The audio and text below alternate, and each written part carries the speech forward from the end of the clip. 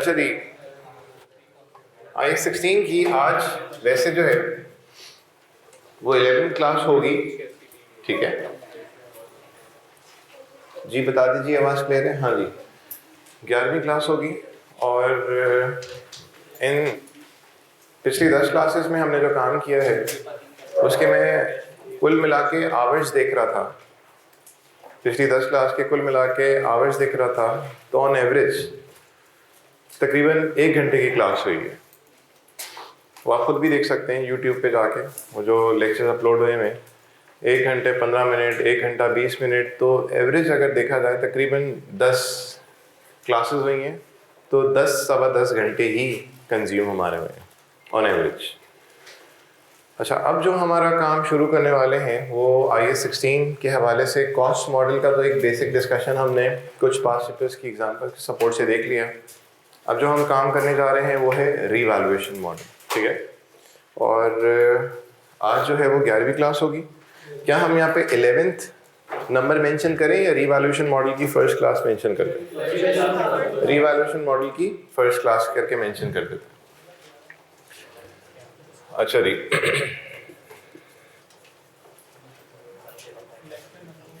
Revaluation model की आज है फर्स्ट क्लास।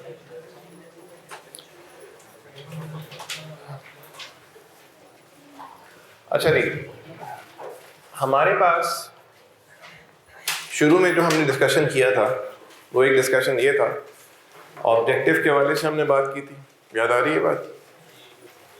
फिर हमने बात की थी स्कोप के हवाले से हमने बात की थी, फिर हमने PPE की डेफिनेशन को डिस्कस किया था, फिर रिकग्निशन क्राइटेरिया को डिस्कस किया था।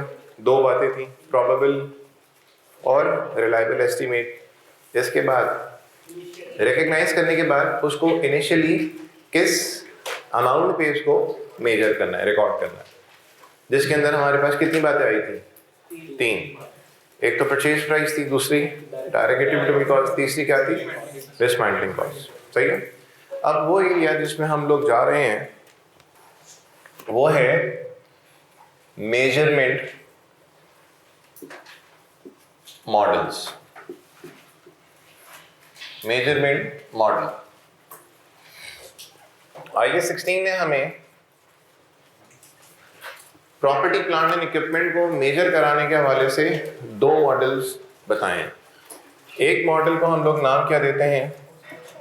कॉस्ट मॉडल, ठीक। इसमें क्या होता है? एसेट को इनिशियली किस पे रिकॉर्ड किया जाता है? कॉस्ट, ठीक। और फिर सब्सिक्वेंटली भी जिस अमाउंट को डेप्रिशिएट कराया जाएगा वो भी कौन सा उसका अमाउंट होगा? उसकी कॉस्ट। तो इसमें से माइनस क्या होगा? एक्यूमुलेटेड डेप्रिसिएशन, ठीक। चूंकि IS-36 के बारे में थोड़ा बहुत आप जान चुके हैं, तो उसमें से अब मजीद माइनस क्या होगा? Accumulated impairment. तो ये जो वैल्यू आएगी इसको हम लोग क्या बोलते हैं? बोलिए। कैरिंग वैल्यू, और 2-3 और नामों से आप जानते हैं। दूसरा मॉडल जो है उसको हम लोग क्या नाम दे रहे हैं? Revaluation model. रीवैल्यूएशन मॉडल में जब एसेट को इनिशियली रिकॉर्ड किया जाएगा, ठीक, तो डे 1 पे जो उसकी कॉस्ट होती है वही उसकी क्या होती है? Fair value. जो डे 1 पे कॉस्ट होती है वही उसकी क्या होती है? बोलिए, फेयर वैल्यू, ठीक। अच्छा, सब्सिक्वेंटली यानी कि आगे आने वाले सालों में हम कॉस्ट को डेप्रिशिएट नहीं करेंगे, जो उसकी फेयर वैल्यू है उसको क्या कराया जाएगा? बोलिए, डेप्रिशिएट। तो कॉस्ट की जगह क्या आ जाएगा? बोलिए, फेयर वैल्यू। फिर इसमें से माइनस क्या कराया जाएगा? बोलिए, डेप्रिसिएशन। माइनस क्या कराया जाएगा? Accumulated impairment. तो जो वैल्यू आएगी वो क्या होगी? बोलिए, कैरिंग वैल्यू। अच्छा जी, रीवैल्यूएशन मॉडल का बेसिकली ऑब्जेक्टिव क्या है? रीवैल्यूएशन मॉडल का ऑब्जेक्टिव ये है यानी कि जिंदगी में उसका मकसद क्या है। ऑब्जेक्टिव की अगर हम बात करें तो मकसद इसका ये है कि साल के एंड पे जो कंपनी की बुक्स में एसेट का कैरिंग अमाउंट आ रहा है, यानी कि कैरिंग वैल्यू जो आ रही है, कैरिंग अमाउंट आ रहा है या जो कैरिंग वैल्यू आ रही है, सही है जी, वो किसके बराबर होनी चाहिए बोलिए? वो तकरीबन किसके बराबर होनी चाहिए बोलिए? फेयर वैल्यू के। यानी कि फेयर वैल्यू मॉडल पे अगर हम लोग अपने पीपीई को मेजर करते हैं तो बेसिकली उसका मकसद क्या है? सर मकसद इसका ये है कि साल के एंड पे जो हमारे एसेट की जो कैरिंग अमाउंट आ रही है, साल के एंड पे हमारे एसेट की यानी कि पीपीई की जो कैरिंग अमाउंट आ रहा है वो तकरीबन किसके बराबर होना चाहिए बोलिए? किसके बराबर होना चाहिए बोलिए? फेयर वैल्यू के बराबर होना चाहिए। अच्छा, यहाँ पे फेयर वैल्यू का जो हम मीनिंग ले रहे हैं, फेयर वैल्यू का जो हम मीनिंग यहाँ पे ले रहे हैं वो क्या ले रहे हैं बोलिए? Market value. जब इंशाल्लाह आप लोग सीए फाइनल में जाएंगे, यानी कि CFAP 1 में जब आप जाएंगे तो वहां पे एक स्टैंडर्ड आप लोग पढ़ेंगे जिसका नाम है फेयर वैल्यू मेजरमेंट, IFRS 13। वहां पे फेयर वैल्यू अभी जो फिलहाल अभी हम देख रहे हैं ना, fair value example market value, तो वहां पे जाके इसका स्कोप एकदम वास्ट होता है। फिलहाल अभी हम लोग के लिए ना FAR 1 में, ठीक, ना ही कोई खास FAR 2 में फेयर वैल्यू का इतना कोई डिटेल वर्जन आएगा। CFAP 1 के अंदर जब इंशाल्लाह IFRS 13 जब आप देखेंगे जिसका नाम है फेयर वैल्यू मेजरमेंट, तो वहां पे इस हवाले से पूरा एक डिटेल डिस्कशन किया जाएगा। लेकिन हम मिसाल ले रहे हैं कि फेयर वैल्यू का मतलब यहाँ पे क्या है बोलिए? Market value. अच्छा जी, अब रीवैल्यूएशन मॉडल के हवाले से हमारे पास कुछ आते हैं केसेस। एक केस ये होगा कि एसेट जा रहा होगा अपवर्ड रीवैल्यूएशन हो रही होगी। दूसरा केस हमारे पास आएगा कि एसेट बोलिए डाउनवर्ड जा रहा होगा। तीसरा केस हमारे पास आएगा कि एसेट अपवर्ड जा रहा होगा और फिर बाद में क्या जाएगा बोलिए? डाउनवर्ड। और ऐसा भी मुमकिन है कि एसेट जब रीवैल्यू हमने कराया तो गया डाउनवर्ड और फिर उसके बाद बोलिए अपवर्ड चले गया। ठीक, जितना काम मैंने अभी बोर्ड पे किया इसको कॉपी कर लें ताकि हम बोर्ड रब करके मजीद आगे बढ़ सकें। अच्छा जी, रीवैल्यूएशन मॉडल के हवाले से जो हमारे पास केसेस हैं वो 4 केसेस हैं।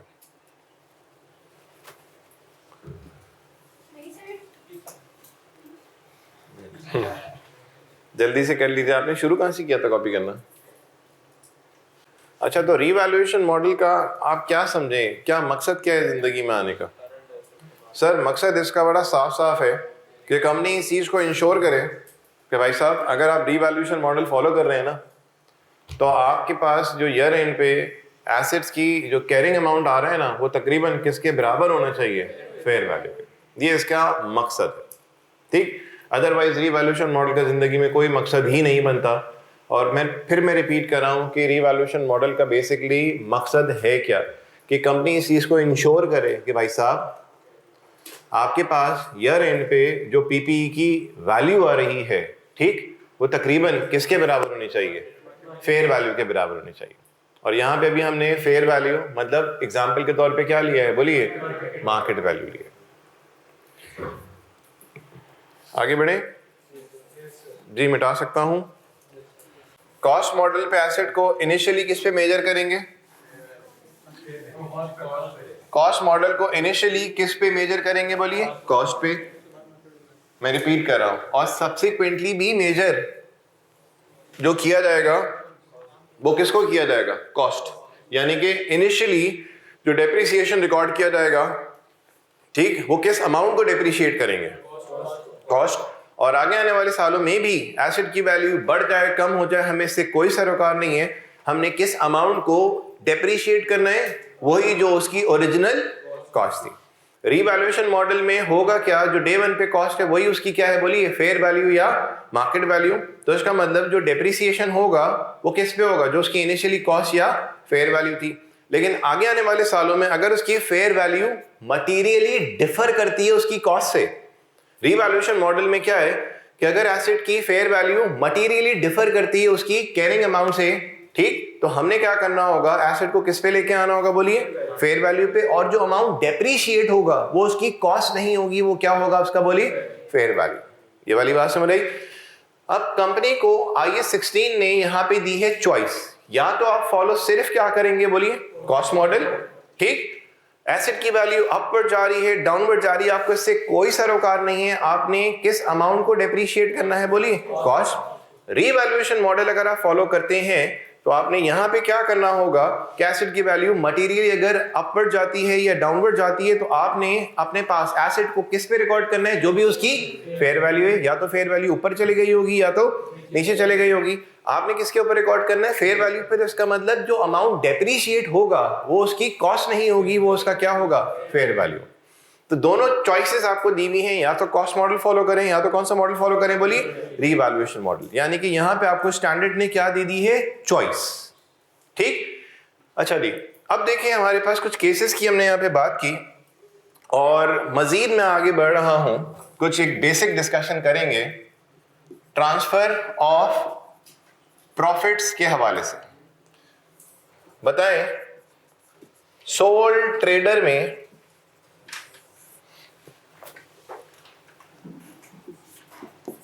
पार्टनरशिप में और कंपनी में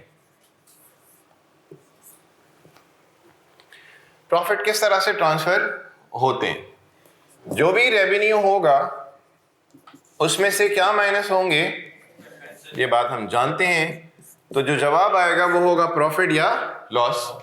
वो जो भी प्रॉफिट या लॉस होगा वो बेसिकली कहां जाएगा बताएंगे आप, कैपिटल अकाउंट में, ठीक, किसी को कोई एतराज नहीं।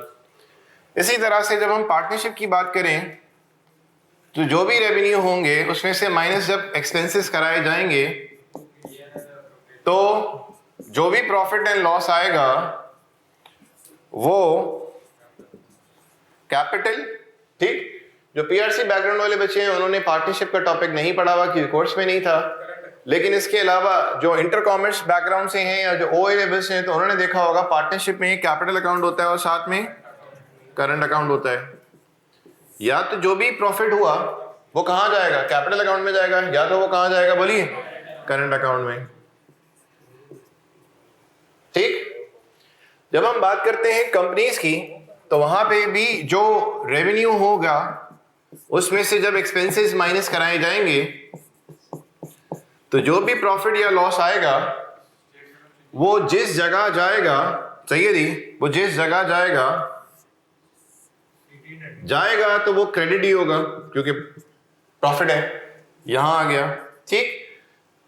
जिस अकाउंट में जाएगा उस अकाउंट का नाम होता है बोलिए रिटेन प्रॉफिट या रिटेन अर्निंग्स, राइट। तो बेसिकली इसमें हम लोग शो क्या करेंगे, वो पैसा जो कंपनी ने अपने शेयर होल्डर से लिया है उसको अलग जगह दिखाया जाएगा, और उस पैसे से जो कमाया जा रहा है मुनाफा उसके लिए कैपिटल अकाउंट यूज नहीं होता, उसके लिए जो अकाउंट यूज किया जाता है उस अकाउंट का नाम क्या है बोलिए, रिटेन प्रॉफिट बोले या रिटेन अर्निंग्स भी बोल सकते हैं, ठीक है जी, रिटेन अर्निंग्स या रिटेन प्रॉफिट। काम कॉपी कर लीजिए। अच्छा जी, अकाउंटिंग इक्वेशन के बारे में क्या जानते हैं, अकाउंटिंग इक्वेशन बताएंगे क्या होती है। Accounting equation, assets is equals to capital या इक्विटी प्लस लायबिलिटी। अच्छा जी, इक्विटी या आप कैपिटल कहें, इसके अंदर दो चीजें आती हैं, इसके अंदर दो चीजें आती हैं। एक क्या आएगा, कैपिटल, ठीक, और दूसरा जो आएगा वो क्या होंगे बोलिए। एक बात तो बताएं, आज से पहले हम लोगों ने जब कैपिटल अकाउंट बनाया था तो यहाँ पे opening capital, add capital, introduce, add profit, less drawings, यानी कि इसी कैपिटल अकाउंट के अंदर जो ओनर ने सरमाया लगाया वो भी मौजूद है, मजीद सरमाया लगाया वो भी मौजूद है, उस सरमाए पे जो कमाया वो भी आ रहा है, और सरमाए में से जो निकाला वो भी आ रहा है। इसका मतलब इस कैपिटल अकाउंट के अंदर वो सरमाया आ रहा है जो लगाया गया, और उस पर जो कमाया वो भी आ रहा है, और उसमें से जो निकाला वो भी आ रहा है। यानी कि सब कुछ किसके अंदर आ रहा है? बोलिए, कैपिटल अकाउंट। पार्टनरशिप में भी कुछ ऐसा ही हुआ, लेकिन कंपनी के केस में हम लोगों ने थोड़े से मामला अलग तरह से प्रेजेंट करने हैं। वो किस तरह से कि जो ओनर से यानी कि शेयर होल्डर से जो पैसा लिया है उसके लिए जो अकाउंट यूज किया जाएगा वो बोलिए कौन सा होगा? कैपिटल। और उस कैपिटल पे जो कमाया जा रहा होगा, कैपिटल से जो कमाया जा रहा होगा, जिसको हम लोग नाम क्या देते हैं? बोलिए, प्रॉफिट्स। ठीक, उसके लिए हम लोग क्या करेंगे? एक अलग सा अकाउंट बनाएंगे। मेरे भाई, क्या ये वाली बात समझ आ रही है? आप प्रॉफिट बोलें या इसको आप क्या बोलें? सरप्लस बोलें, या इसको आप क्या बोलिए? रिजर्व बोलें। यानी कि equity is a combination of, बोलिए, इक्विटी के अंदर कितनी चीजें आएंगी? बोले, दो चीजें आएंगी, तीन चीजें नहीं, दो चीजें आएंगी। एक आएगा कैपिटल, दूसरा आएगा बोलिए प्रॉफिट, बोले सरप्लस, बोले या रिजर्व। सर ये सरप्लस, प्रॉफिट या रिजर्व बेसिकली है क्या? कंपनी वो प्रॉफिट जो ओ करती है किसको? शेयर होल्डर्स को, उसको हम लोग क्या बोलते हैं? बोलिए, कंपनी जो प्रॉफिट ओ करती है शेयर होल्डर्स को, उसको हम लोग क्या बोलते हैं? रिजर्व बोलते हैं, सरप्लस बोलते हैं, या सिंपल अल्फाज में हमने क्या बोला? प्रॉफिट बोला।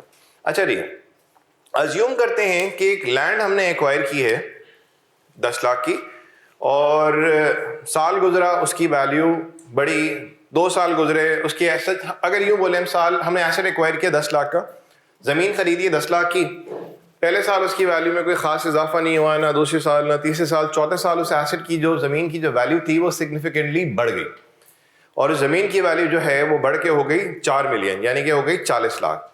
अब आप बताइए लैंड की वैल्यू कितने से बढ़ गई है? कितने से बढ़ गई है? 30 लाख से बढ़ गई है। हमारे पास लैंड आ कितने पे रहा है? कितने पे आ रहा है? 10 लाख पे आ रहा है। और अगर हम फॉलो करते हैं कॉस्ट मॉडल, तो थ्रू आउट लैंड 40 लाख पे होने के बावजूद भी कितने पे शो हो रहा होगा? कितने पे? 10 लाख पे। और अगर हम लोग रीवैल्यूएशन मॉडल फॉलो करते हैं तो जो उसकी फेयर वैल्यू आ रही है वो कितनी आ रही है? 40 लाख आ रही है। तो हम लोग अपनी जमीन को जो है वो 10 लाख पे ही रहने देंगे या 40 लाख पे लेके आएंगे? 40 लाख पे लेके आएंगे। तो लैंड की वैल्यू हमारे पास अभी आ कितनी रही है? 10, लेके कितने पे जाना है? 40। तो कितने से लैंड की वैल्यू बढ़ाएंगे? कितने से बढ़ाएंगे? 30 से बढ़ाएंगे। तो अब आप मुझे बताइए, लैंड की वैल्यू जब हम बढ़ाएंगे तो लैंड डेबिट कितने से हो जाएगा? यानी कि 3 मिलियन से लैंड क्या हो जाएगा? बोलिए, डेबिट। अब 3 मिलियन से तो चले लैंड हो गया डेबिट, यानी कि एसेट की वैल्यू बढ़ गई। अब ये जो 3 मिलियन से हमें जो फायदा हुआ है या नुकसान हुआ है? फायदा। सरप्लस हुआ है या डेफिसिट? सरप्लस। प्रॉफिट हुआ है या लॉस? प्रॉफिट। अच्छा, ये प्रॉफिट जो है क्या हमें कैश की टर्म्स में हुआ या नॉन कैश की टर्म्स में? अच्छा, ये प्रॉफिट कैश में भी आ सकता है, उस वक्त आ सकता है जब हम इस लैंड को क्या करें? बेच दें। लेकिन अभी हमने उस लैंड को बेचा नहीं है, हमने लैंड को रीवैल्यू कराया, और एसेट की वैल्यू कहां से कहां पहुंच गई? 10 से कहां पहुंच गई है? बोलिए, 40 लाख तक पहुंच गई है। तो बताइए लैंड की वैल्यू हमने कितने से बढ़ा दी? 3 मिलियन से बढ़ा दी। ये हमें प्रॉफिट हुआ या लॉस? प्रॉफिट। प्रॉफिट जो हुआ वो हमारी इक्विटी को बढ़ाएगा या नहीं बढ़ाएगा? सर, प्रॉफिट हमारी इक्विटी को बढ़ाता है, लॉस हमारी इक्विटी को कम करता है। तो आप बताएं कि यहां पे जो प्रॉफिट हो रहा है, ठीक, वो कितने का हो रहा है? बोलिए, 3 मिलियन का तो हो रहा है। क्या ये प्रॉफिट रियलाइज हो गया, यानी कि कैश में आ गया या नहीं आया? नहीं आया। तो इस प्रॉफिट को हम लोग, क्या ये प्रॉफिट जो है हम लोग डिस्ट्रीब्यूट कर सकते हैं? बोलिए, डिस्ट्रीब्यूट नहीं किया जा सकता। ये वाली बात समझ आई? तो इसको हम बेसिकली इनकम का नाम नहीं देंगे, इसको हम लोग क्या नाम देंगे? बोलिए, एक नाम देंगे, और वो नाम क्या है? बोलिए, रीवैल्यूएशन रिजर्व का हमने यहां पे नाम दिया। रीवैल्यूएशन रिजर्व का नाम दिया। मुझे बताइए इक्विटी के अंदर कितनी चीजें आती हैं? 2। इक्विटी में कितनी चीजें आती हैं? बोलिए, शाबाश, 2 आती हैं। एक क्या है? कैपिटल। दूसरा क्या है? बोलिए, प्रॉफिट बोले या क्या बोले? रिजर्व। ठीक। अच्छा, रिजर्व्स हमारे पास बेसिकली होते हैं 2 तरह के। रिजर्व्स हमारे पास होते हैं बेसिकली 2 तरह के। एक होता है हमारे पास कैपिटल रिजर्व, और दूसरा जो रिजर्व होता है उसको हम लोग बोलते हैं रेवेन्यू रिजर्व। हमारे पास एक टॉपिक आएगा, किस नाम से? Statement of changes in equity के नाम से हमारे पास एक टॉपिक आएगा, जिसमें इक्विटी में जो भी कुछ आता है, ठीक, जो भी कुछ आएगा इक्विटी में, जो भी कुछ आना है, यानी कि कैपिटल और रिजर्व, फिलहाल अभी मैंने दो मोटी मोटी बातें यहां पे की हैं, उसमें जो भी चेंजेस आएंगी तो उस चेंज को हम देखेंगे किस तरह से उस टॉपिक के अंदर हमने डिस्कस करना है। लेकिन उससे पहले पूरी इक्विटी का जो है ना तिया पांचा किया जाएगा, यानी कि पूरी इक्विटी के जो कंपोनेंट्स हैं उसको खोल के देखा जाएगा कि ऑथराइज क्या होता है, इशूड क्या होता है, कॉल्ड अप क्या होता है, ऑर्डिनरी शेयर क्या है, डिविडेंड क्या है, प्रेफरेंस शेयर क्या है, रिडीमेबल क्या है, इरिडीमेबल क्या है, लोन नोट्स क्या है, बॉन्ड्स क्या है, डिबेंचर्स क्या है, वगैरह वगैरह। वो सारी चीजें यहां नहीं, कहां पे देखी जाएंगी? जब हम टॉपिक डिस्कस करेंगे statement of changes in equity का। तो सर यहाँ पे ये चीज को क्यों डिस्कस किया जा रहा है? यहाँ पे इस चीज को डिस्कस करने का एक मकसद है, वो मकसद ये है कि हमने पीपीई वाले टॉपिक में जब रीवैल्यूएशन मॉडल को डिस्कस किया तो यहाँ पे रिजर्व्स यूज होने हैं, कुछ रिजर्व्स यूज होने हैं, कुछ वो दो तरह के रिजर्व यूज होने हैं। एक रिजर्व का नाम है रिटेन प्रॉफिट या रिटेन अर्निंग, और दूसरा जो रिजर्व है उसका नाम है क्या बोली? Revaluation model. इसी वजह से मुझे थोड़ा सा नीचे उतरना पड़ा, अकाउंटिंग इक्वेशन का सपोर्ट मैंने लिया। अकाउंटिंग इक्वेशन मैंने क्या बताई है? Assets is equals to equity plus liability. Equity एक ब्रॉडर टर्म है, विद इन इक्विटी हमारे पास क्या आएगा और दूसरा क्या आएगा? रिजर्व। रिजर्व्स हमारे पास कितने तरह के हैं? दो तरह के हैं। ये वाली बात समझ रही? अब सर एक रिजर्व को हम नाम देते हैं यहाँ पे क्या? कैपिटल रिजर्व, और दूसरे रिजर्व को हम नाम यहाँ देते हैं रेवेन्यू रिजर्व। हमने बेसिकली IAS 16 में दो रिजर्व्स का इस्तेमाल कंटिन्यूअसली करना है। कौन से वाले मॉडल में? रीवैल्यूएशन मॉडल में। और उन दो रिजर्व्स का नाम क्या है? एक का नाम है, एग्जांपल ले रहा हूं, रिटेन अर्निंग या रिटेन प्रॉफिट, और दूसरे रिजर्व का नाम क्या है बोलिए? Revaluation reserve. तो सर ये रिटेन अर्निंग या रिटेन प्रॉफिट ये क्रिएट कैसे होता है? ये क्रिएट कैसे होता है? सोल ट्रेडर में देख लिया कहां गया प्रॉफिट, पार्टनरशिप में देख लिया कहां गया प्रॉफिट, कंपनी में आपने देख लिया प्रॉफिट जो है वो कैपिटल में नहीं जा रहा, उसके लिए एक अलग सा अकाउंट बनाया जा रहा है जिसको हम लोग यहाँ पे नाम क्या दे रहे हैं? रिटेन प्रॉफिट या रिटेन अर्निंग का नाम दे रहे हैं, ठीक। तो जो भी कंपनी को प्रॉफिट फॉर द ईयर है वो किधर जाएगा बोलिए? रिटेन अर्निंग या रिटेन प्रॉफिट। डन। अच्छा जी, फिर हमने बात की कि अकाउंटिंग इक्वेशन क्या है? Asset is equal to equity plus liability within equity. Again मैं उसी बात पे आ रहा हूं, हमारे पास कितनी चीजें आती हैं? इक्विटी के अंदर कैपिटल आता है और बोलिए क्या आता है? रिजर्व्स आते हैं। कैपिटल आता है, बोलिए क्या आता है? रिजर्व। रिजर्व्स हमारे पास कितने तरह के हैं? दो तरह के। एक कौन सा? कैपिटल रिजर्व, दूसरा कौन सा? Revenue reserve. सर ये कैपिटल रिजर्व की डिटेल डिस्कशन, पूरी इक्विटी का डिटेल डिस्कशन जो है वो सोशी वाले टॉपिक में हमने करना है। यहां पे मैं क्यों इसका थोड़ा सा आइडिया दे रहा हूं, क्योंकि मुझे यहां पे दो रिजर्व यूज करने हैं, ठीक। एक रिजर्व का नाम है बोले रिटेन अर्निंग या रिटेन प्रॉफिट, दूसरे रिजर्व का नाम क्या है? Revaluation reserve. इसी वजह से मुझे थोड़ा सा बाहर निकल के कुछ डिस्कस करना पड़ा। सर ये कैपिटल रिजर्व क्या है? वो रिजर्व जो कंपनी अपनी नॉन ट्रेडिंग एक्टिविटी की वजह से क्रिएट करती है, वो रिजर्व जो कंपनी अपनी नॉन ट्रेडिंग एक्टिविटी से जनरेट करती है, उस रिजर्व को नाम क्या देते हैं? Capital reserve. और वो रिजर्व जो कंपनी अपनी ट्रेडिंग से जनरेट करती है उसका नाम क्या है बोलिए? Revenue reserve. तो रेवेन्यू रिजर्व की कोई एग्जांपल देंगे? सर रेवेन्यू रिजर्व जो है वो कैसे क्रिएट हुआ? रिटेन अर्निंग देख रहे हैं, तो रेवेन्यू रिजर्व बेसिकली क्या है? रिटेन अर्निंग्स ही है, रिटेन प्रॉफिट भी। और ये जो कैपिटल रिजर्व है, एक बात का जवाब मुझे दीजिए कि हम लोग पीपीई को जब अपने पास लेके आते हैं तो उसका मकसद इस्तेमाल करना होता है या बेचना होता है? इस्तेमाल करना होता है, ठीक। और भी कई सारे मकासद होते हैं, लेकिन अभी मैंने आपको दो ऑप्शन रखे, इस्तेमाल करना होता है या बेचना होता है। आपने बोला सर इस्तेमाल करना होता है, तो इसकी लाइफ 12 महीनों से ज्यादा की होती है। जी सर 12 महीनों से ज्यादा की होती है, लेकिन इसका बुनियादी मकसद क्या है? बेचना है, इस्तेमाल करना है? इस्तेमाल करना है। अब इस्तेमाल करने के दौरान अगर उसकी वैल्यू बढ़ती है या कम होती है, कॉस्ट मॉडल यूज कर रहे होंगे तो वैल्यू बढ़ेगी या कम होगी, इससे हमें कोई सरोकार नहीं होगा। लेकिन अगर हम लोग रीवैल्यूएशन मॉडल फॉलो कर रहे हैं, अगर वैल्यू बढ़ती है या कम होती है तो हमें इससे सरोकार है, क्योंकि अगर रीवैल्यूएशन मॉडल फॉलो कर रहे हैं तो कंपनी ने इस चीज को इंश्योर करना होगा, जो मैंने बात लिखी थी कि फेयर वैल्यू जो है, ठीक, वो किसके बराबर, यानी कि जो कैरिंग अमाउंट है वो किसके बराबर, तकरीबन बराबर हो जाना चाहिए बोलिए? Fair value. और अगर कैरिंग अमाउंट फेयर वैल्यू के बराबर नहीं है तो हमने किस पे लेके आना होगा? फेयर वैल्यू पे लेके आना होगा। फिर जो अमाउंट डेप्रिशिएट होगा वो कौन सा होगा?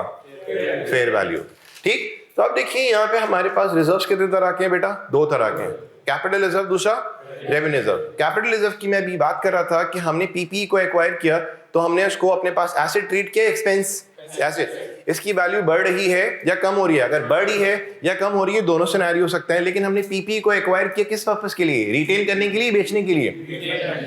तो अगर इसकी वैल्यू बढ़ी, ठीक, तो आप मुझे बताइए, हमने लैंड को डेबिट कर दिया, एक क्रेडिट किसको किया?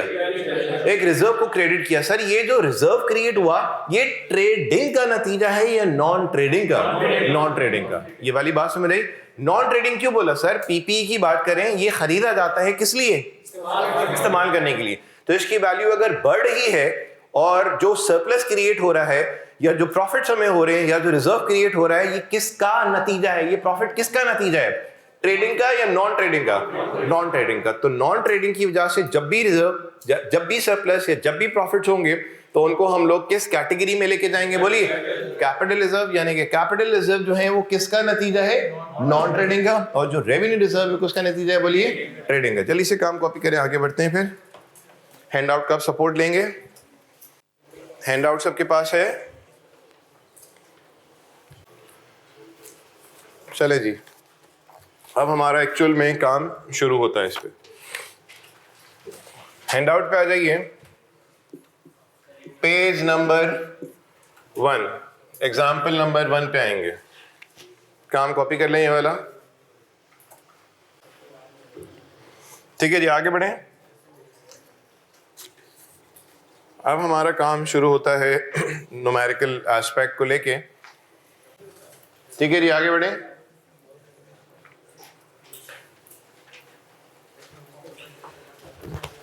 एग्जाम्पल नंबर 1 पे आ जाइए।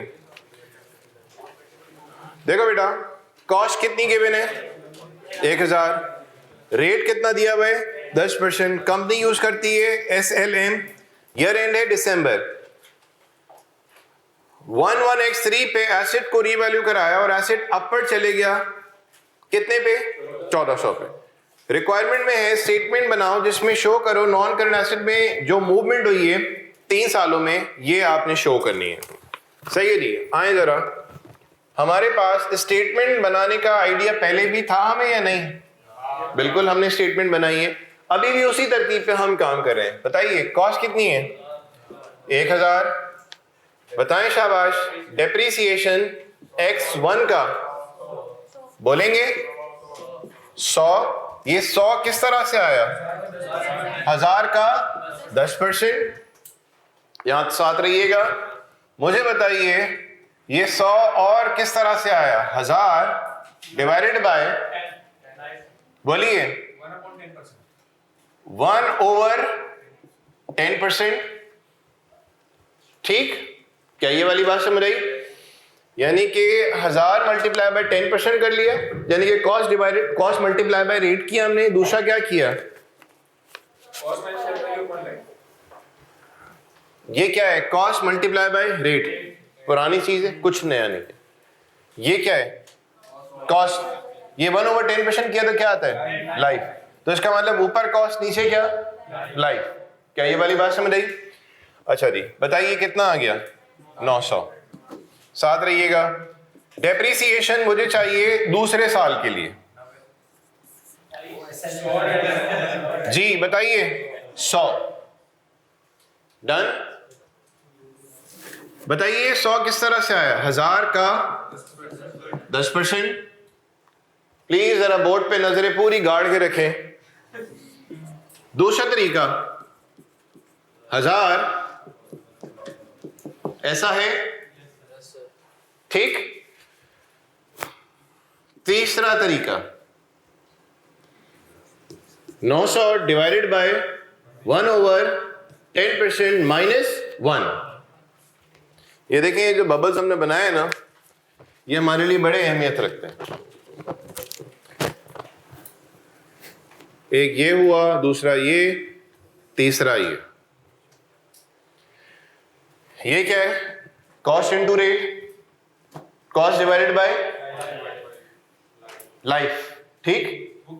Book value divided by remaining life.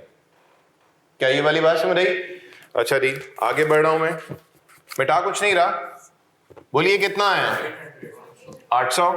ये क्या आ गई बोलिए कैरिंग वैल्यू। यहां तक साथ चल रहे हैं ठीक।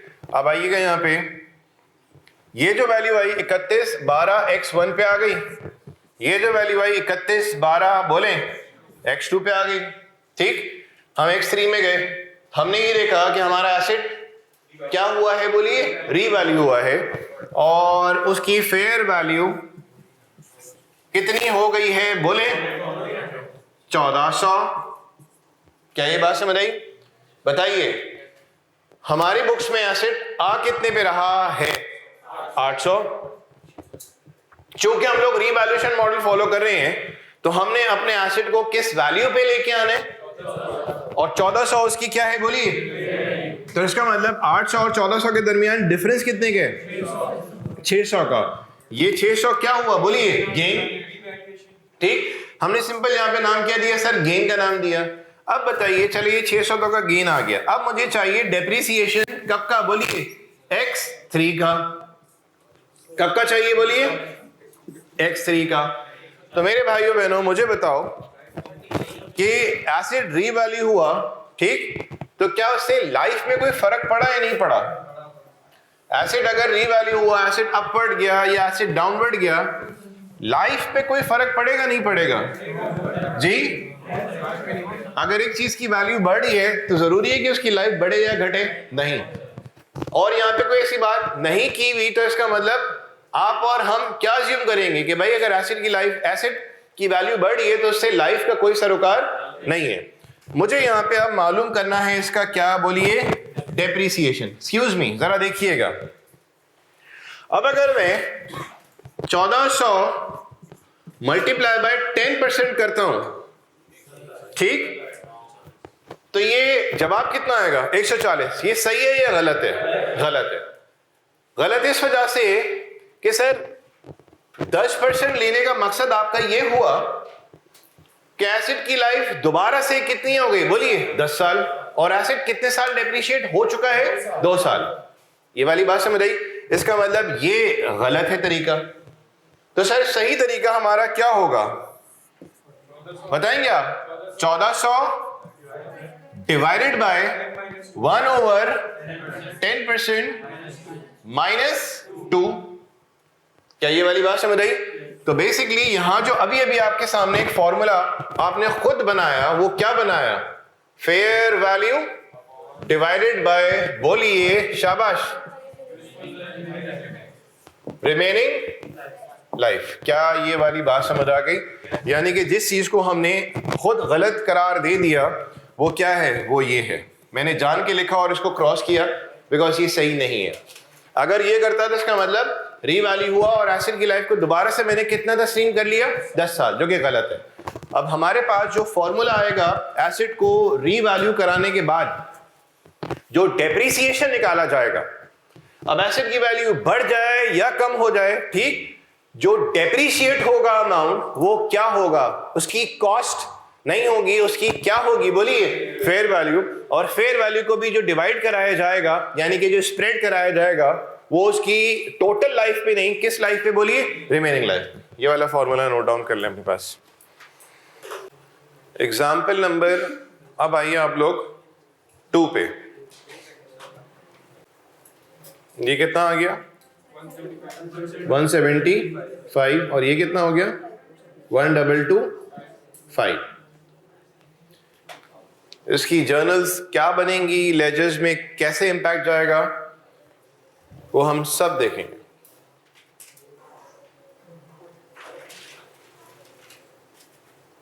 तकरीबन ये 40 पेजेस का हैंड आउट है, जिसमें से अभी मैंने सिर्फ आपको 10-11 पेजेस दिए हैं। 40 पेजेस का हैंड आउट है ये।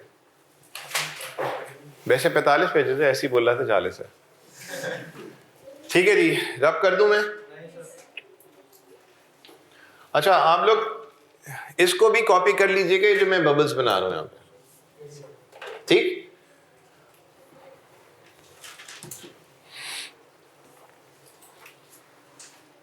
अगली एग्जाम्पल पे आइए, और अगली एग्जाम्पल पे आप देखें क्या वो कह रहा है हमसे। नंबर 2, कॉस्ट कितनी है बेटा? बोले 1500। और life 8 years, SLM year and December 11x3 पे एसेट अपवर्ड चले गया है, 1560 पे पहुंच गया है, और स्टेटमेंट बनानी है जिसमें हम मूवमेंट शो करेंगे सिर्फ 20x3 को लेके, सिर्फ 20x3 को लेके। अच्छा जी, अब बताइए, ये है कॉस्ट। क्या मैं ये काम कर सकता हूं एक्यूमुलेटेड डेप्रिसिएशन x1 का और x2 का? बताओगे कितना आएगा जी? 375। ये बोलिए 31 12 x2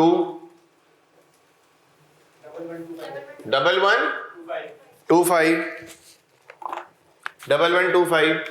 अब बताइए फेयर वैल्यू 11x3 पे कितनी है? 1560। यहां मुझे बताइए गेन है या लॉस? 435। अब बताएं डेप्रिसिएशन जो मुझे x3 का चाहिए वो कितना आएगा? 260। Are you sure? 1300। ये डेप्रिसिएशन किस तरह से निकाला गया? 1560 डिवाइडेड बाय 1/10%। तो खैर पिछले सवाल में किया था, यहां पे लाइफ कितनी दी हुई है? 8 years माइनस कितने साल डेप्रिशिएट हो चुका है? क्या ये वाली बात समझ आई? 260। इसी तरह से एग्जाम्पल नंबर 3 आप ट्राई करें अभी। एग्जाम्पल 3 आप ट्राई कीजिए।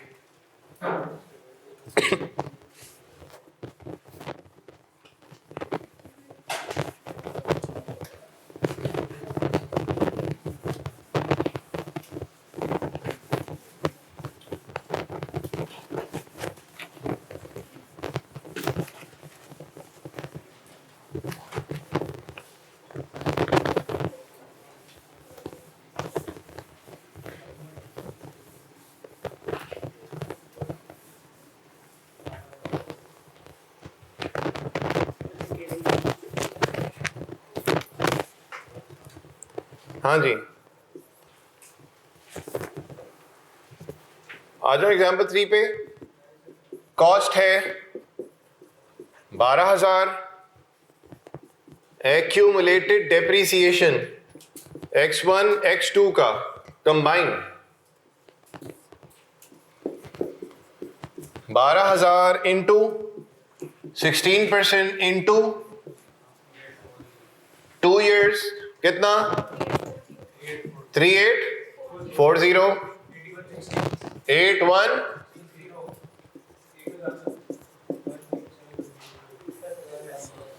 डन। अब बताइए फेयर वैल्यू कितनी हो गई? 10,710। गेन कितना? 2500। 2550। डेप्रिसिएशन चाहिए मुझे x3 का।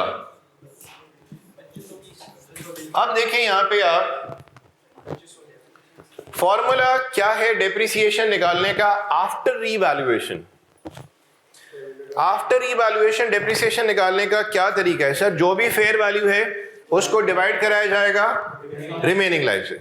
अब बताइए 10710। अब आप ये देख रहे हो मैंने आपकी जो आदत डाली थी वो क्या रखी थी? 1/rate minus use life. अगर मैं 1/rate करता हूं तो आज से पहले 1/10% किया तो कितना आया? 10 साल। बड़ा वाजे। अगर मैं करता हूं 1/20% तो बताइए कितना आता है? बोले 1/20% करता हूं तो कितना आया? 5 साल। मसला कोई नहीं, पिछले जितने साल यूज हो चुके हैं माइनस करा दिया। 1/25% करता हूं तो भी कितना आता है? 4 साल। लेकिन यहां पे देखिए अगर 1/12% करता हूं तो कितना आता है?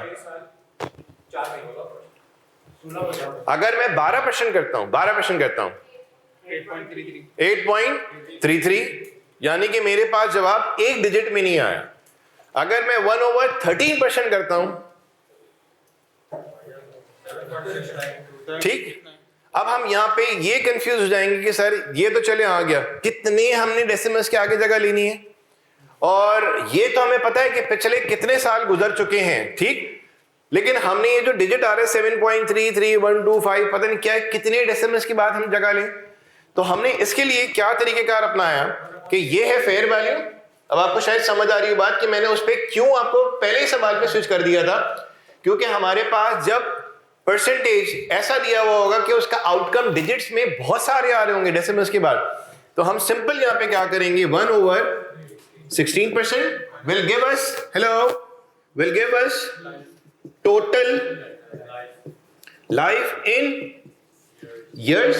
सारा काम कैलकुलेटर पे होगा, माइनस क्या करा दूंगा, कितने साल, 2 years। ये क्या है बोलिए, यूज्ड लाइफ। ये वाली बात समझाई। तो अब हम क्या करेंगे, सिंपल जरा सुनिए, 1/16% जो इज इक्वल्स टू, जो जब 1/16% -2 कीजिए, कैलकुलेटर इस्तेमाल करें, 1/16% -2, ठीक। अब आप क्या करेंगे, 10710 डिवाइडेड बाय आंसर करते हैं।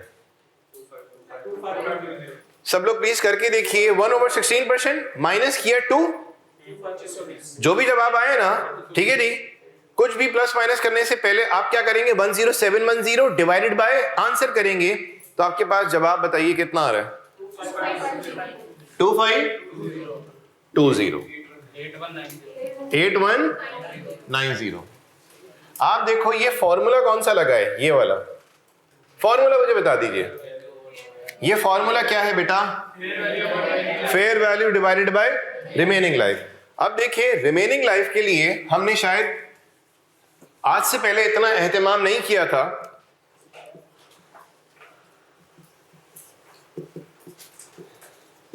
रिमेनिंग लाइफ के लिए आज से पहले इतना एहतमाम नहीं किया था, अब हम कर रहे हैं।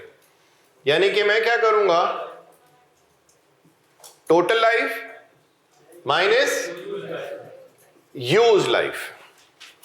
टोटल लाइफ अगर आपको ईयर्स में दी हुई है तो मसला है कोई नहीं, लेकिन अगर आपको लाइफ दी हुई है, ठीक, ईयर्स में नहीं, तो मसला कोई नहीं। लेकिन अगर रेट दिया हुआ होगा तो क्या किया जाएगा, सुनिए, ये क्या होगा, टोटल लाइफ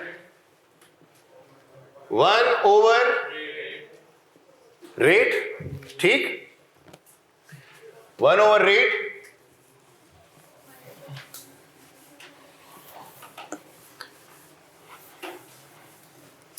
अच्छा जी, अभी बताइए, हमें तो नजर आ रहे हैं ना, 2 साल गुजर गए, साल गुजर गया, ठीक, 1.5 साल गुजर गया, 1/8 तो हमने कर लिया, तो टोटल लाइफ किस में आ जाएगी हमारे पास, ईयर्स में।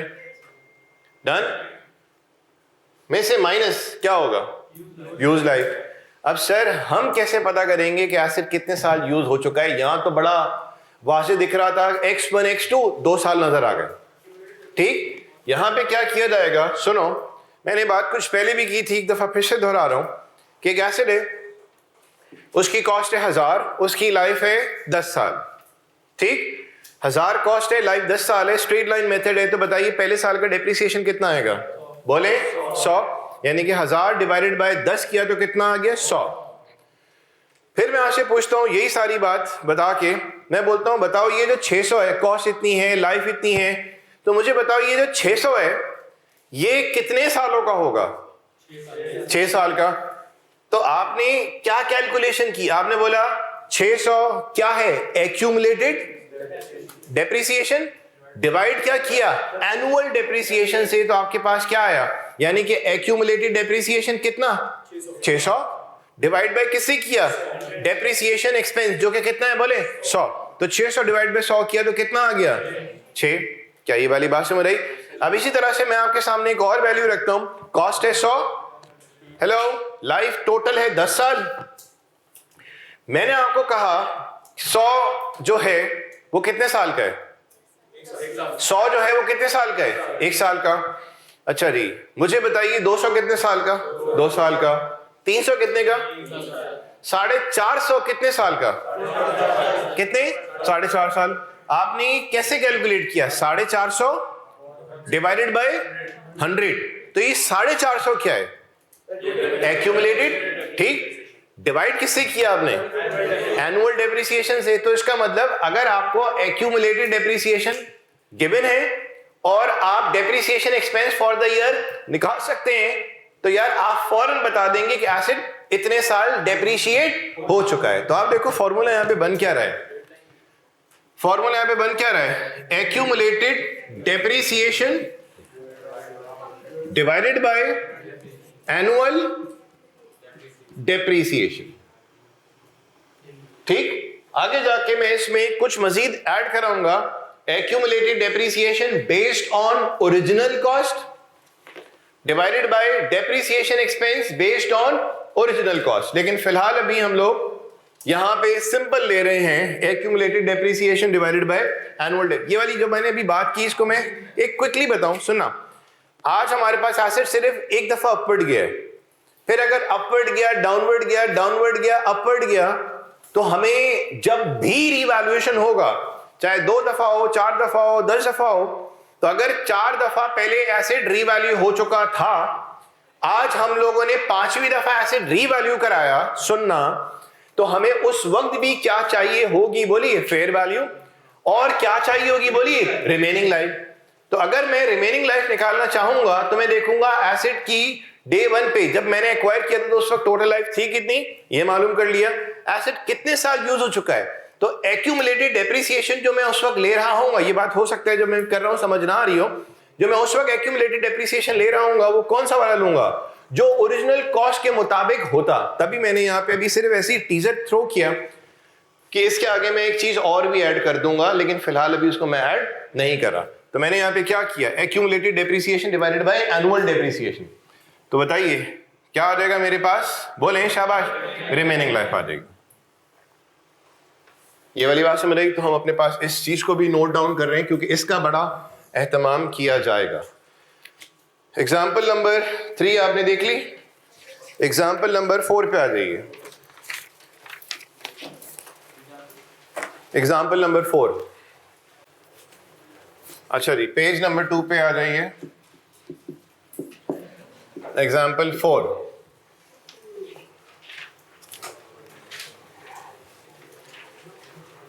बताओ बेटा कॉस्ट कितनी है?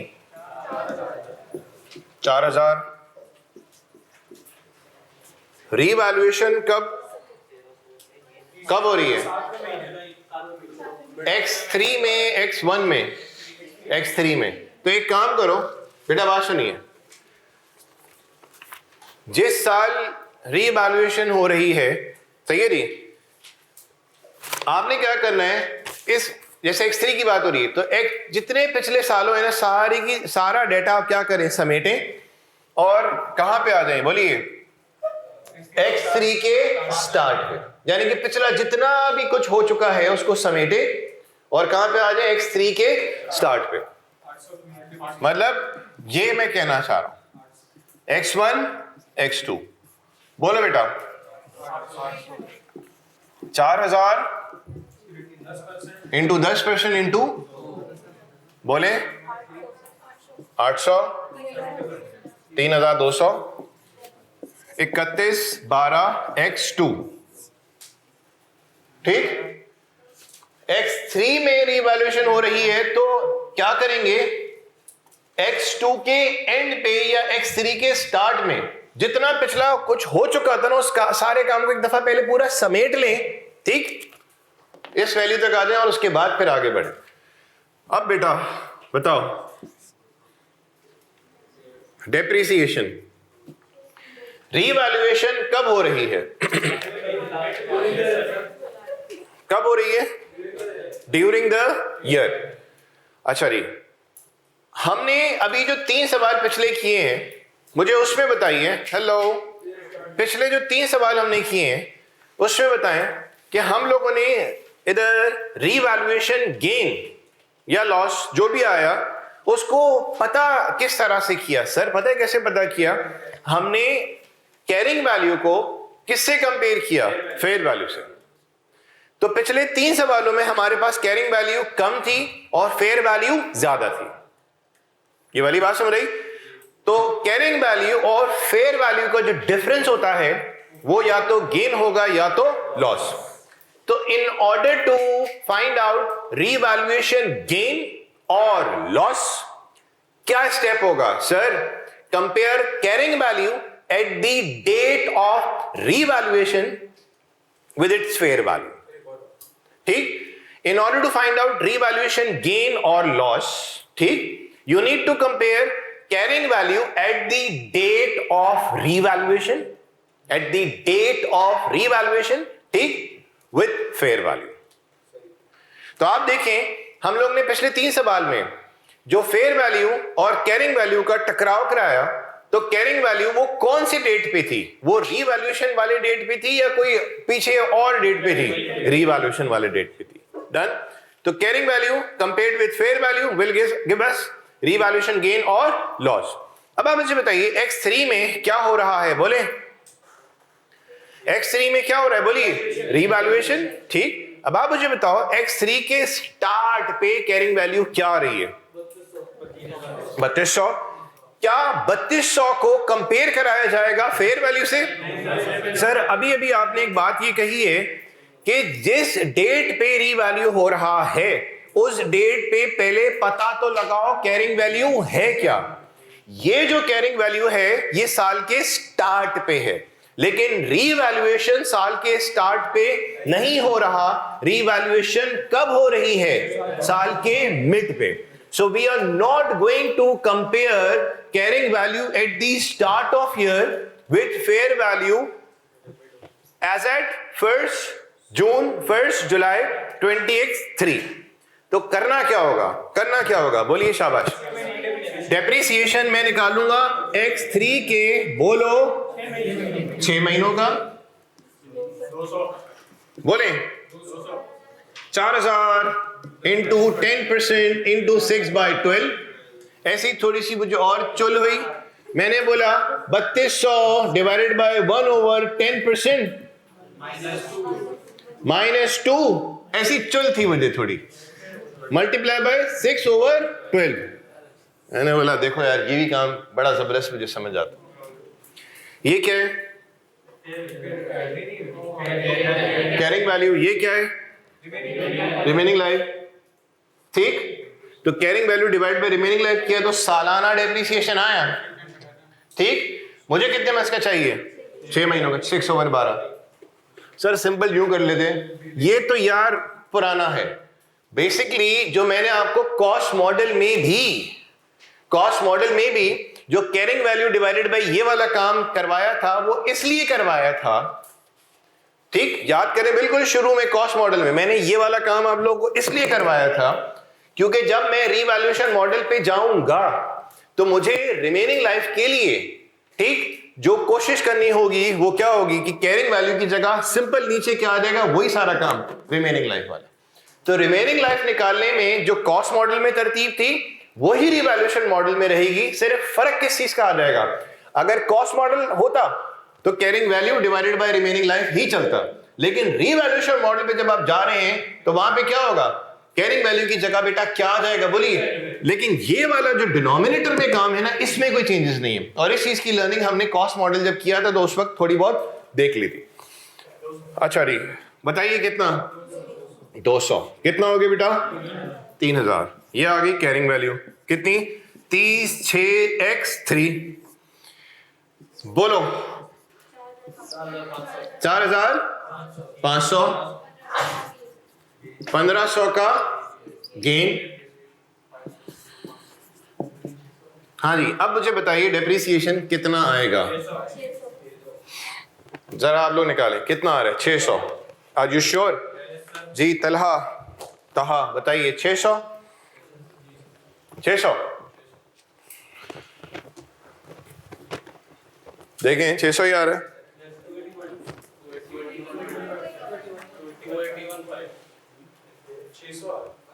600।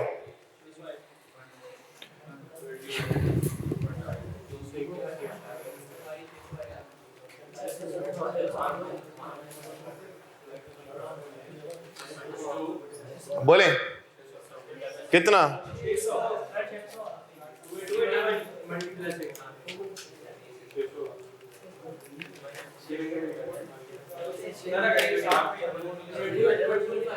पता नहीं, देखें यहाँ पे मैं रुक गया हूँ काम करते करते, इसका मतलब मुझे आइडिया है कि कुछ गड़बड़ होगी।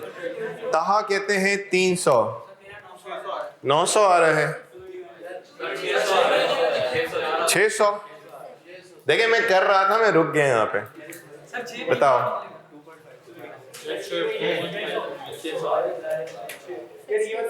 600 जी लारे बताएं।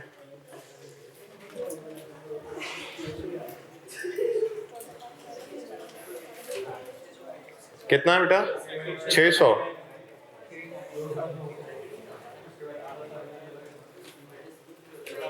281, 281.5।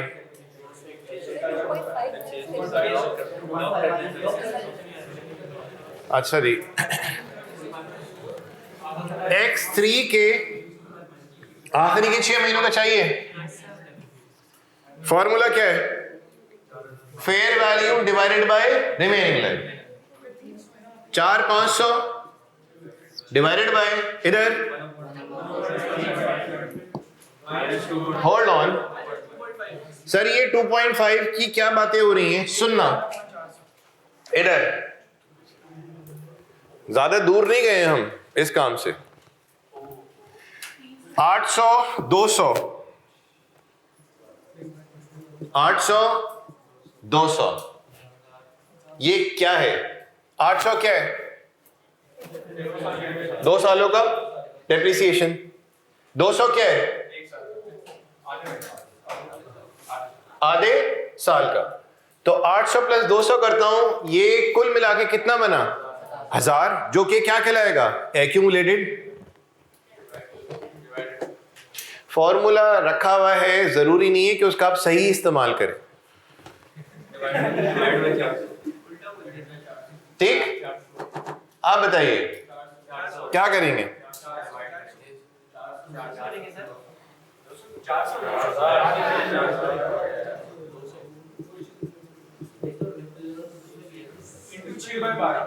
इंटू 6/12,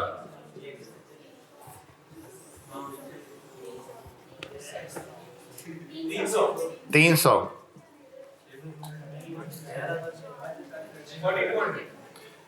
अब कुछ लोग बोल रहे हैं हम तो कह ही रहे थे। देखें फॉर्मूला 6/12, मुझे ये बताइए ये क्या है? 4,500 फेयर वैल्यू 1/10% किया तो क्या है? टोटल लाइफ किस में? ईयर्स में। 800, 200 क्या है? एक्यूमुलेटेड डेप्रिसिएशन, ठीक? रीवैल्यूएशन की डेट तक एक्यूमुलेटेड कितना है? 800 प्लस 200 कितना हुआ? 1000, और 4000 इंटू 10%। इतने आराम से आप खुद ही बोल रहे थे ना, accumulated depreciation divided by annual depreciation, divided by annual depreciation. आप लोगों ने 1/10% किया तो 10 साल आया। आप लोग स्ट्रेट अवे बोले थे 2.5 साल माइनस कराओ, 2.5 साल माइनस कराओ, ठीक? आप देखें क्या इसका भी जवाब 2.5 आ रहा है? आ रहा है, ठीक? 2.5 साल तो हमने बड़े आराम से बिना इस कैलकुलेशन के बोल दिया था। वो कैसे बोल दिया था? ये 2 साल नजर आ रहे हैं और ये आधा साल नजर आ रहा है, तो यहां तो हमें नजर आ रहा है कि 2.5 साल गुजर चुके हैं। ये वाली बात समझ आई? लेकिन ऐसी सूरत हाल में आप लोग बहुत अनकरीब चले जाएंगे जहां पे आपको ये नहीं पता होगा कितने साल गुजर चुके हैं। बात समझ आई?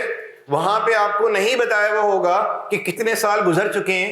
वहां पे हमने एक्यूमुलेटेड डेप्रिसिएशन की मदद से और एनुअल डेप्रिसिएशन की मदद से हमने मालूम करना होगा कि कितने साल गुजर चुके हैं। तो इसका मतलब ये टूल जो मैं भी बता रहा हूं ना, और जो आप बिना एफर्ट लगाए 2.5 साल बोल रहे हैं, ये 2.5 साल तो दिख गए, ये 2 साल, आधा साल, 2.5 साल। लेकिन अनकरीब आप ऐसी सिचुएशन में आ जाएंगे जहां पे आपको नहीं पता होगा कि यार कितने साल एसिड यूज हो चुका है। फॉर्मूला तड़प रहा होगा किस चीज को अप्लाई होने में कि 1/10% is total life in years, minus क्या करो? माइनस क्या होगा बोलिए? यूज लाइफ माइनस होगी। माइनस क्या होगी? Use life. और यूज लाइफ के लिए अब आपको शायद समझ आ रहा हो कि मैंने इतना जो चौड़ा करके यहां पे लिखा था इसका पर्पस क्या है। एक बात याद रखना, हम लोग अभी इधर भाइयों बहनों, हम कौन सा मॉडल पे भी डिस्कशन चल रहा है? रिवॉल्यूशन मॉडल, ठीक है जी। हम लोग अभी कहां पे अटक गए हैं? थोड़ा सा हम लोग अभी कहां पे अटके हैं? क्या हमें गेन या लॉस में दिक्कत हुई? नहीं, हमें बेसिकली जिस चीज में थोड़ी सी अभी फिर से परेशानी हुई है, वो कौन सा एरिया है? बोलिए, क्या है? डेप्रिसिएशन। ये बात मैंने तंज जो शुरू में मारा था वो आखिरी वक्त तक हमारा चलते रहेगा। अल्लाह ना करे ऐसा तंजबाजी में करते रहूं, लेकिन हम लोग जो उमूमन अटकते हैं वो इस एरिया पे अटकते हैं, भले कॉस्ट मॉडल हो, भले रिवैल्यूएशन मॉडल हो, ये वाला एरिया। तो बेसिकली अभी हम लोग इन सारे टूल्स को इतना अच्छा इस्तेमाल कर लेंगे कि हमारे सामने जब एग्जाम में क्वेश्चन आएगा तो हम इन पेटी शूज में नहीं फंसे होंगे कि यार डेप्रिसिएशन कैसे निकलता है, रिमेनिंग लाइफ कैसे आती है, या फेयर वैल्यू डिवाइडेड बाय क्या होता है। हम इस इशू से पूरा आजाद हो जाएंगे। वहां पे हमारा मकसद एग्जामिनर का जो चैलेंज है उसको फेस करना होगा, रादर देन हम लोग इन्हीं पेटी शूज में फंसे। अब सर 4500 किया डिवाइडेड बाय रिमेनिंग लाइफ, तो जो डेप्रिसिएशन आया ना वो कितना आ गया? बोलो, 600 आया। 600, ये वाली बात समझ रही? तो 600 जो है वो 1 जुलाई से लेके अगले साल 30 जून तक का है। डन। 1 जुलाई X3 से लेके अगले साल 30 जून X4 तक का है। डन। हमें सिर्फ कितने मंथ्स का चाहिए? 6 महीनों का चाहिए। X3 के शुरू का 6 मंथ्स का तो हम निकाल चुके हैं, और X3 के आखिरी के 6 महीनों का हमें चाहिए। तो हमने यहां पे क्या किया? उसको प्रोरेट किया, मल्टीप्लाई बाय 6/12 किया, ताकि हमारे पास आखिरी के 6 महीनों का डिप्रिसिएशन आ जाए। क्या ये वाली बात समझ रही? काम कॉपी कर लिए, अगले सवाल पे आइए। हम यहाँ पे 2.5 साल भी लिख सकते हैं स्ट्रेट अवे, कोई मसला नहीं है, लेकिन हमने यहाँ पे किस चीज को तरजीह दी? जल्दी से एग्जाम्पल नंबर 5 पे आइए। जस्ट एग्जाम्पल नंबर 4 कर ली है, एग्जाम्पल नंबर 5 पे आ जाए। जी बताइए, एग्जाम्पल नंबर 5 पे आप पहुंचे।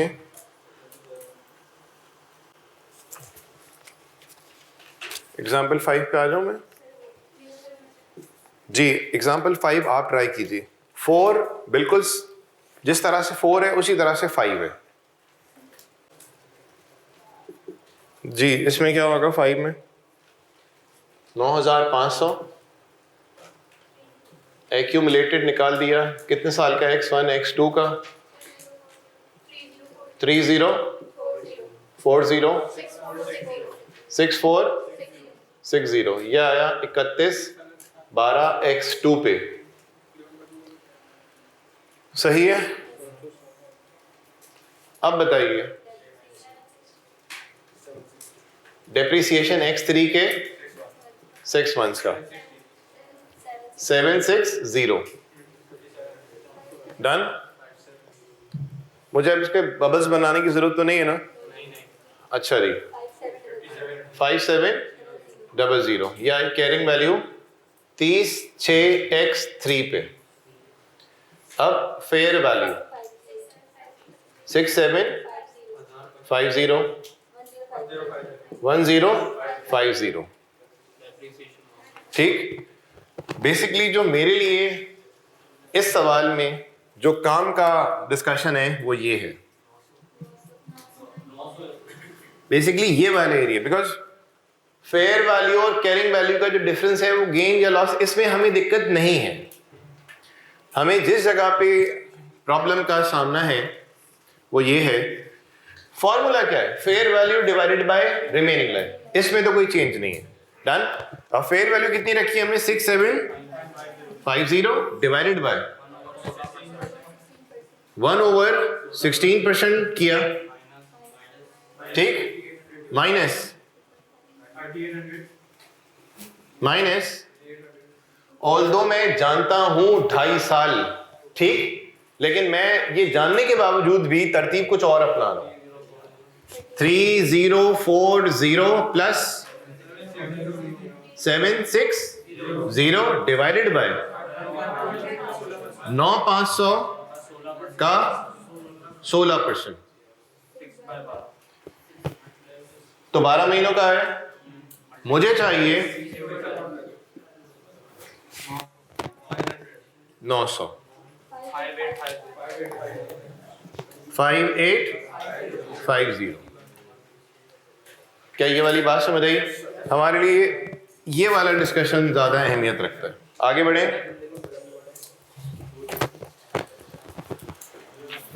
क्वेश्चन 6-7 देख लें। जी हो जाएगा, मुझे भी मालूम है। क्वेश्चन नंबर 6 देखिए, 7 फिर आप लोग खुद कर लीजिएगा, वो हो जाएगा।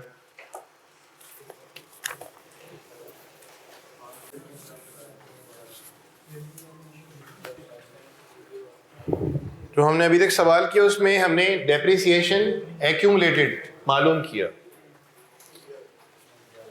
नंबर 6 कॉस्ट कितनी गिवन है? 9000। एक्यूमुलेटेड डेप्रिसिएशन कितना गिवन है? 2250। 6750 ये आया 11x3 पे। बेटा एक बात बताओ, 2250 आप बता सकते हैं ये कितने सालों का डेप्रिसिएशन है? अब आप लोगों ने वही शरारत कर ली होगी उस चीज को पता करने में। मतलब ये 2250 आपने आसानी से कैसे बोल दिया कि 2 सालों का है? यहां पे कहीं मालूम है कि एसिड कब एक्वायर हुआ था? नहीं। ठीक, नहीं भी पता। जिस सिनेरियो की मैं आपसे बात कर रहा था कि जहां पे आपको मालूम नहीं होगा कि एसिड कब एक्वायर हुआ था और ये 2250 कितने सालों का है, हमें यहाँ पे एक चीज समझ आ चुकी है, वो ये 2250 कितने सालों का है? 2 साल। कैसे पता किया?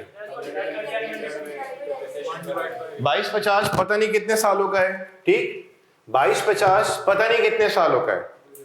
सर पता नहीं कितने सालों का है, ये पता लगाने के लिए कि कितने सालों का है तो क्या करेंगे? 2250 पता नहीं कितने सालों का है, डिवाइडेड बाय 9000 का। यार देखो मैं समझ आ गई वाली बात, यानी कि ये चीज मैंने यहाँ पे इस्तेमाल की तो ये कितना आ गया? 2 years। इसका मतलब एसिड कितने साल यूज हो चुका है? 2 साल। हाँ बेटा, जरूरत नहीं है। अब बताइए फेयर वैल्यू यहाँ पे कितना है? मिड ईयर रीवैल्यूएशन हो रहा है या साल के शुरू में हो रहा है? Mid year. तो मैं क्या करूंगा, डेप्रिसिएशन x3 के 6 महीनों का निकालेंगे। बोलो 56।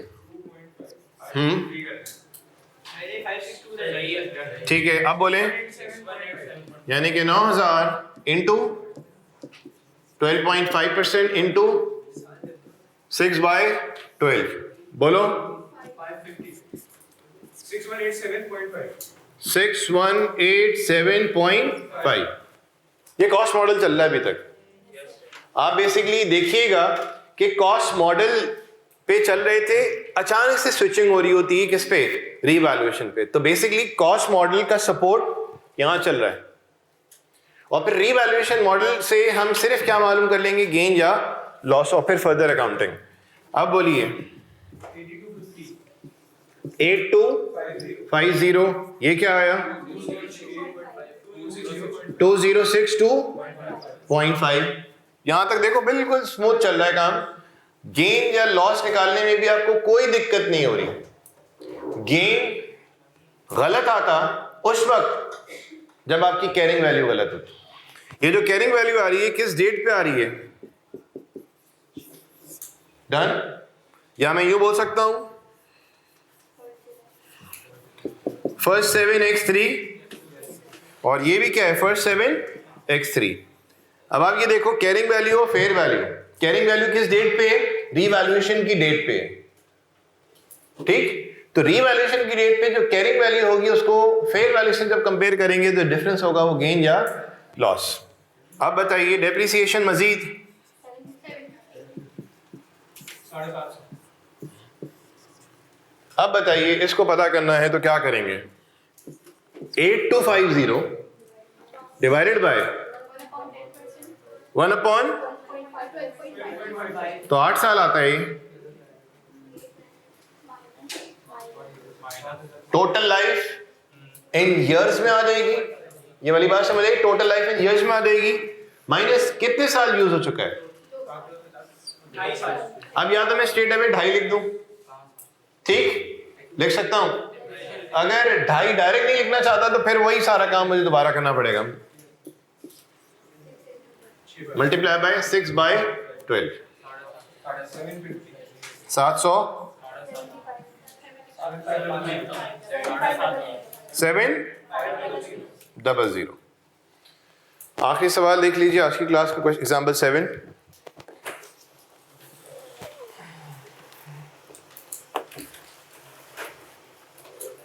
आप देखिए अभी मैंने आपको जर्नल्स में नहीं उलझाया, शुरू में मैंने सिर्फ क्या बनवाई है, स्टेटमेंट, जहां पे माइंड मेकअप हो जाए कि भाई ये गेन आता किस तरह से, निकाला कैसे जाता है, और डेप्रिसिएशन रीवैल्यूएशन के बाद जो निकाला जाएगा उसका क्या तरीकेकार है।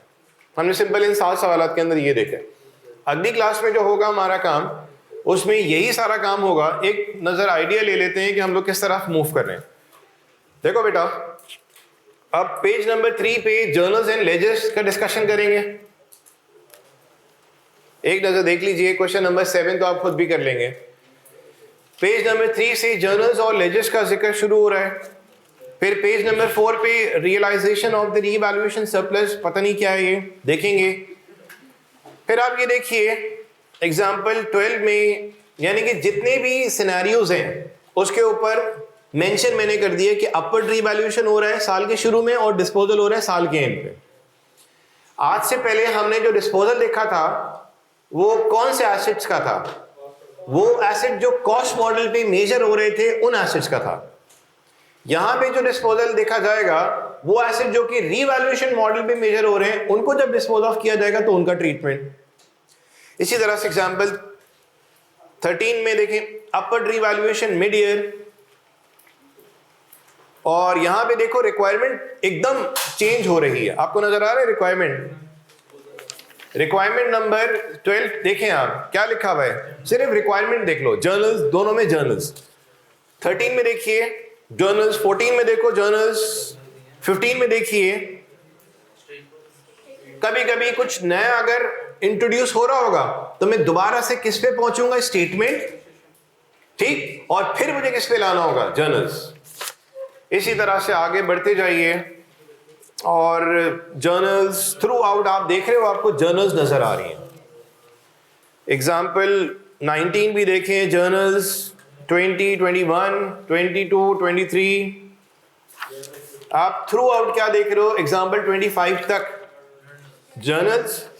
फिर देखिए केस 2 आया डाउनवर्ड, यानी कि केस 1 के हवाले से मैंने करवाए 25 सवाल, और इन 25 सवालात का मकसद मेनली था क्या, कि आपको स्टेटमेंट बनानी आ जाए और जर्नल्स बनानी आ जाए। और इन 25 सवालात में सिर्फ एक चीज हो रही थी कि एसेट जो था वो क्या जा रहा था, अपवर्ड। डन। अच्छा, ऑल्दो केस 1 के 2 सवाल भी अगर मैं कराता तो भी खैर थी। जरा समझिएगा बात, मैंने सिर्फ 25 सवाल केस 1 के क्यों कराए, ताकि मुझे जब मैं केस 2 में, 3 में, 4 में जाऊं तो मुझे उन पेटी इश्यूज पे डिस्कशन करने की जरूरत ना पड़े। अदरवाइज केस 1 के 2 या 3 सवाल भी इनफ थे, लेकिन हमने क्यों 25 तक पहुंचे, ताकि वो चीजें जो अप्लाई होनी है केस 2 में, 3 में, 4 में, हमें उसका सपोर्ट पहले से मिल चुका। ये वाली बात समझ आई। केस 2 में नजर डालिए क्या आ रहा है, डाउनवर्ड रीवैल्यूएशन, यानी कि एसेट को जब हमने रीवैल्यू कराया तो एसेट क्या हुआ, डाउनवर्ड गया। इसके हवाले से कितने सवाल आते हैं, बोलिए, 2। अब देख रहे हो एकदम मैंने काम को श्रिंक कर दिया। पीछे क्यों खींचा, क्योंकि उसका सपोर्ट मुझे यहां लेना है। मैंने कॉस्ट मॉडल पे इतना टाइम क्यों लगाया, क्योंकि कॉस्ट मॉडल इसके साथ जुड़ रहा है। समझ आ रही है बात। तो कॉस्ट मॉडल में जो कुछ सीखा वो इसके साथ कनेक्ट हो रहा है। 1 से 25 तक रीवैल्यूएशन के 25 सवाल क्यों किए, ताकि उसका सपोर्ट मुझे केस 2, 3, 4 में मिले। तो केस 2 में देखें एसेट अप डाउनवर्ड रीवैल्यूएशन का, केस 3 में देखें कितने सवाल आते हैं, 2 सवाल, और केस 4 में भी कितने सवाल आते हैं, 2 सवाल है।